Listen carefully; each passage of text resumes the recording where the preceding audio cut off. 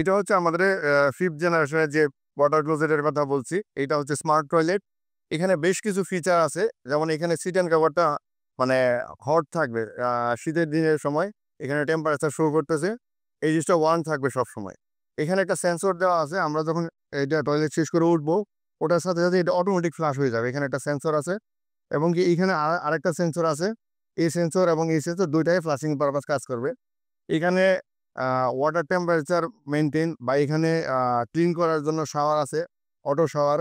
এখানে একটা সুইচ আছে।